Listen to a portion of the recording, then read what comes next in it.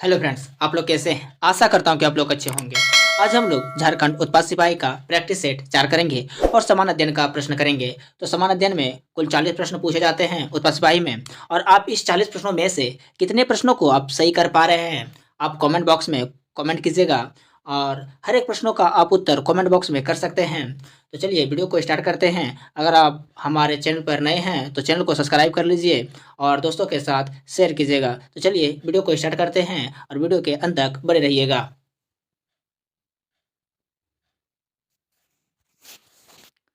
Me too आंदोलन किया गया।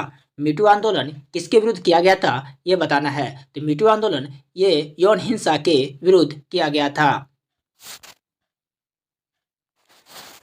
एग्जाम वॉरियर्स पुस्तक के लेखक कौन हैं? तो एग्जाम वॉरियर्स पुस्तक के लेखक नरेंद्र मोदी हैं। बसाव श्री पुरस्कार किस सरकार द्वारा दिया जाता है? तो बसाव श्री पुरस्कार ये कर्नाटक सरकार के द्वारा दिया जाता है। लिचेस्टीन की राजधानी कहाँ है? तो लिचेस्टीन की राजधानी ये राजधानी वादूज में है।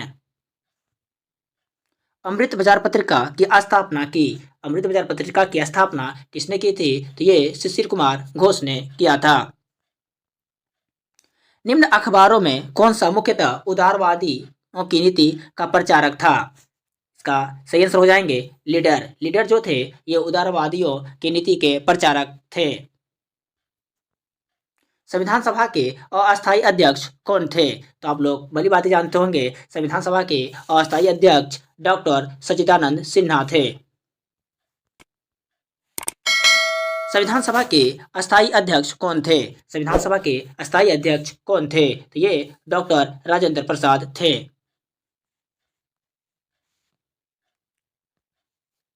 निम्नलिखित में से कौन सी भाषा संविधान की 8वीं अनुसूची में नहीं है? तो संविधान की 8वीं अनुसूची में कुल 22 भाषाओं का वर्णन किया गया है, जिसमें कि भोजपुरी ये भाषा ये 8वीं अनुसूची में शामिल नहीं है।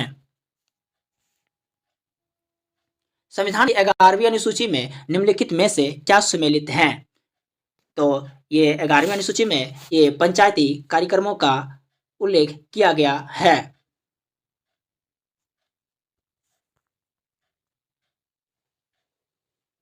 पंचायती राज प्रणाली किस पर आधारित है? तो पंचायती राज प्रणाली ये सत्ता के विकेंद्रीकरण पर आधारित है। पंचायती राज प्रदान करता है। तो पंचायती राज क्या प्रदान करता है? ये स्थानीय स्तर पर लोकतंत्र प्रशासन ये प्रदान करता है।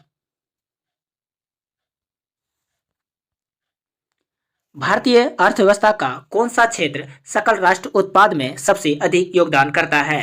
तो ये सबसे अधिक योगदान तृतीय क्षेत्र से योगदान करता है। भारत में आर्थिक नियोजन का स्वरूप है। आर्थिक नियोजन का क्या स्वरूप है? तो आर्थिक नियोजन का ये सभी स्वरूप हैं। पहला विकेंद्रीकृत, दूसरा निर्देशात्मक और तीसरा समाजवादी और पंचवाद पूंजीवादी। भारत में आर्थिक नियोजन के प्रमुख उद्देश्य रहे हैं। भारत में आर्थिक नियोजन का प्रमुख उद्देश्य क्या रहे हैं? ये उपयुक्त में सभी रहे हैं। पहला आर्थिक समृद्धि एवं आत्मनिर्भरता, दूसरा पूर्ण रोजगार के साथ आर्थिक असमानताओं में कमी, और तीसरा गरीब उन्मूलन का आधुनिकीकरण। ये सब आर्थिक नियोजन के प्रमुख उद्देश्य रहे हैं। भारत में योजना से संबंधित सबसे पहला विचार प्रस्तुत करने का श्रेय किसे दिया जाता है? तो इसका सही आंसर हो जाएंगे, इसको श्रेय एम विश्वेश्वरैया को दिया जाता है। भारतीय योजना निर्माण के उद्देश्य हैं। तो योजना निर्माण के क्या उद्देश्य हैं? तो योजना निर्माण का उद्देश्य है, इनमें से सभी उत्तर हो जाएंगे। यानी योजना निर्माण का उद्देश्य राष्ट्र आय में वृद्धि है, आय और संपत्ति में असमानताओं को घटाना है, और निर्धरता उन्मूलन है। नोबेल पुरस्कार विजेता प्रथम एशियाई अर्थशास्त्री प्रोफेसर अमर्त्य सेन के लिखित पुस्तक हैं। अमर्त्य सेन द्वारा जो लिखी गई पुस्तक है उसका क्या नाम है? तो अमर्त्य सेन के द्वारा जो लिखा गया पुस्तक है वो है उपयुक्त सभी, यानी कि collective choice and social welfare, दूसरा poverty and feminism, India economic development, social opportunity. ये सब पुस्तक अमर्त्य सेन द्वारा लिखा गया है। देहरादून स्थित फॉरेस्ट सर्वे ऑफ इंडिया द्वारा कितने वर्षों के अंतराल पर वन संबंधित रिपोर्ट जारी किए जाते हैं? तो वन संबंधित रिपोर्ट कितने साल के बाद आते हैं? तो इसका सही आंसर हो जाएंगे कि ये 2 वर्ष के बाद आते हैं। भारत में वृक्षारोपण उत्सव जिस वन महोत्सव के नाम से जाना जाता है, इसके जन्मदाता कौन हैं? इसके जन्मदाता हैं के.एम. मुंशी। भारत में कृषि को दुष्प्रभावित करने वाला मौसम का सबसे महत्वपूर्ण तत्व है। सबसे महत्वपूर्ण तत्व क्या है जो मौसम को खराब कर देता है? वो है डी, वृष्टि। नकदी फसल में सम्मिलित नहीं है। कौन सा फसल जो है नकदी फसल नहीं है? तो इसका सही आंसर हो जाएंगे गेहूं जो है वो नकदी फसल नहीं है, क्योंकि ये रबी फसल है। निम्नलिखित केंद्र शासित प्रदेशों में से ओजो जनजाति के लोग किस में रहते हैं? ओजो जनजाति के लोग जो हैं वह किस में रहते हैं? तो इसका सही आंसर हो जाएंगे ओजो जनजाति के लोग अंडमान निकोबार द्वीप समूह में रहते हैं। आदिवासी समूह सहरिया का संबंध किस राज्य से है? तो सहरिया का संबंध किस राज्य से है? तो यह है राजस्थान से। महान हिंदू विधि निर्माता थे। महान हिंदू विधि निर्माता कौन थे? तो ये थे मनु। मनु जो थे महान हिंदू विधि निर्माता थे। संत कबीर किसके शिष्य थे? संत कबीर किसके शिष्य थे? तो संत कबीर जो थे वो रामानंद के शिष्य थे।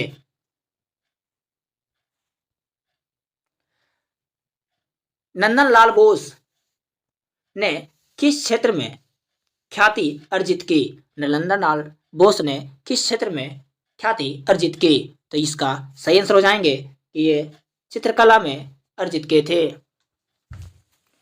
भारत में सबसे कम बोले जाने वाला भाषाई समूह कौन से हैं? तो भाषाई समूह कौन से हैं जो भारत में सबसे कम बोला जाता है? ये हैं चीनी तिब्बत। किस लिपि को सभी लिपियों का जन्मदाता कहा जाता है? तो कौन सा लिपि है जो सभी लिपियों के जन्मदाता के रूप में जाना जाता है? तो यह है ब्राह्मी लिपि। पंचायत के विघटन के उपरांत निम्नलिखित में से कौन सी समय अवधि नए चुनाव कराने हेतु सही है? तो नए चुनाव कराने हेतु जो अवधि सही है वो कौन सी अवधि है? यह है 6 माह के अंदर। संविधान में समानता, स्वतंत्रता और बंधुत्व का सिद्धांत कहाँ से लिया गया है? तो ये तीनों जो लिया गया है ये फ्रांस के संविधान से लिया गया है। कितने रुपए के नोट के वर्ग की 100वीं वर्षगांठ 2017 में मनाई गई? तो इसका सही आंसर हो जाएंगे 1 रुपए के नोट का।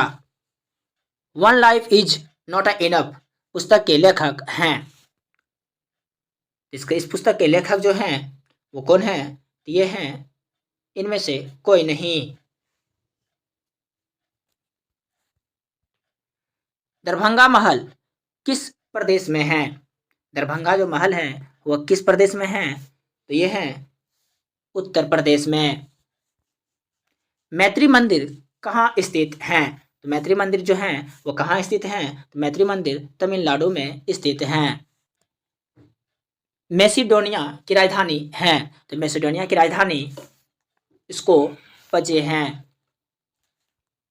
सरदार वल्लभ भाई पटेल को जाना जाता है। सरदार वल्लभ भाई पटेल को किस किस नामों से जाना जाता है? इसका सही आंसर हो जाएंगे कि सरदार वल्लभ भाई पटेल को इसको राज्य पुनर्गठन के लिए भी जाना जाता है और लौह पुरुष के रूप में भी जाना जाता है। इसका सही आंसर हो जाएंगे ए, यानी 1 और 2।